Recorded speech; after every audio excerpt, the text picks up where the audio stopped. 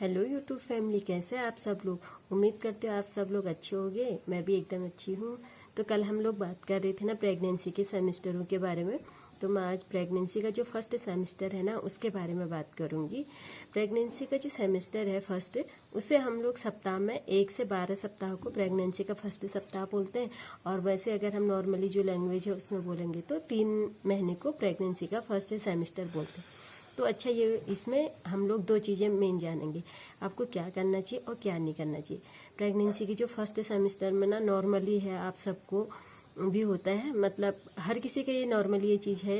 जैसे hormone change जो होते हैं तो ये होता है मॉर्निंग सिकनेस। तो मॉर्निंग सिकनेस में ना हम लोग क्या करें, ये आपके घर पर एकदम आसानी से होगी, हर किसी के घर पर होगी। चलो दवाई कोई ले सकता है, कोई नहीं ले सकता है, उस चीज़ को मैं समझती हूँ।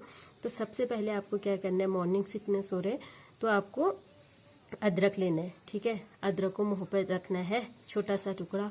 और गर्म चीज़ तो इस टाइम पे थोड़ा अवॉइड होती हैं, तो आपको अदरक की चाय पीनी है। और अगर सफ़र में जाना है तो भी अदरक का टुकड़ा मुंह पर रखिए। तो ये मॉर्निंग सिकनेस में ना बहुत लाभकारी है। दूसरा है लस्सी या मट्ठा, जिसे हम लोग बोलते हैं ना, छाछ बोलते हैं पहाड़ी में। तो ये तो हर किसी के घर में है। ये विटामिन सी का एक बहुत अच्छा स्रोत है। आप लस्सी पीजिए, जितना हो सके लस्सी पीजिए। लस्सी नहीं है तो मट्ठे को दही को फान के उसे पीना है, ठीक है। ये आपको करना है। थर्ड आपको बहुत इम्पोर्टेंट है। जैसे आपको प्रेगनेंसी का पता चलता है तो टीटी का इंजेक्शन लगाना है। टीटी यानी टेटनस टॉक्साइड। ये जो बच्चा और माँ है ना, इन दोनों को टेटनस टॉक्साइड से बचाता है। तो ये बहुत ज़रूरी है, ये पहले सेमेस्टर में लगाना, ठीक है। ये लगता है एक फर्स्ट महीने में जैसे प्रेगनेंसी का पता चलता है, फिर 3rd मंथ में। तो आपको ये पहले सेमेस्टर में दोनों वैक्सीन के डोज लगाने हैं, जो कंपलसरी हैं। अच्छा, फिर कोई बोलता है कि टीटी फिर कब लगाए। अगर आपको प्रेगनेंसी 3 साल के अंदर ही कंसीव होती है तो आपको सिर्फ 1 डोज लगता है। पर अगर आप पहली बार प्रेग्नेंट है तो आपको ये 2 डोज लगते हैं। आपको प्रेगनेंसी का ये टीका जरूर लगाना है। यह आपके और आपके बच्चे के लिए बहुत इम्पोर्टेंट है। और इसके अलावा आयरन और फोलिक एसिड की टैबलेट लेनी है, जो गवर्नमेंट एकदम ना फ्री देती है। आपको कुछ भी खर्ची नहीं करना है। टीटी का इंजेक्शन है, आयरन फोलिक एसिड की दवाइयाँ हैं, ये आपको 9 महीने तक गवर्नमेंट एकदम फ्री देती है। एएनएम सेंटर में एएनएम दीदी, आशा, आजकल तो बहुत सारे लोग हैं ना, तो ये सब लोग आपको देते हैं। आयरन जो है आप समझ सकते हैं आयरन क्या है। खून की मात्रा को बनाए रखने के लिए, जिसे हीमोग्राम भी कहते हैं, तो अगर आप उसके लिए आयरन की टैबलेट दी जाती है। हरी सब्जी में आराम से मिल सकता है। हरी सब्जियां, पालक हो गया, मेथी हो गया, मूली के पत्ते हो गए, ये सब आप जरूर खाइए। जितना आप ना दवाइयाँ, अगर मैं अवॉइड करूँगी, आयरन की टैबलेट नहीं भी खाते हैं, तो आप हरी सब्जी जितने खाएंगे वो आयरन के आपके स्रोत हैं। दूसरा है folic acid. Folic acid tablet, ये आप सबको जानना बहुत ज़रूरी है। फोलिक एसिड टैबलेट आपको बहुत ज़रूरी लेनी, जैसे आपको प्रेगनेंसी का पता चले। वैसे बहुत सारे लोग अगर प्रेगनेंसी कंसीव करना चाहते हैं तो 3 महीने पहले से भी इस टैबलेट को लेते हैं।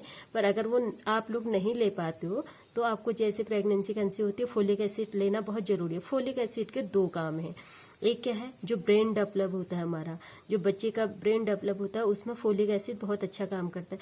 दूसरा उसका मेन कारण है स्पाइनल, जो हमारी पीछे की रीढ़ की हड्डी है, उसको मजबूत करने में फोलिक एसिड बहुत सहायक होता है। अगर हम फोलिक एसिड की टैबलेट नहीं लेते हैं तो बहुत सारे लोगों को, बच्चों को आप देखते होंगे, उनकी जो स्पाइनल, जो रीढ़ की हड्डी होती है, वो एक बीच में से नहीं होगी या होगी।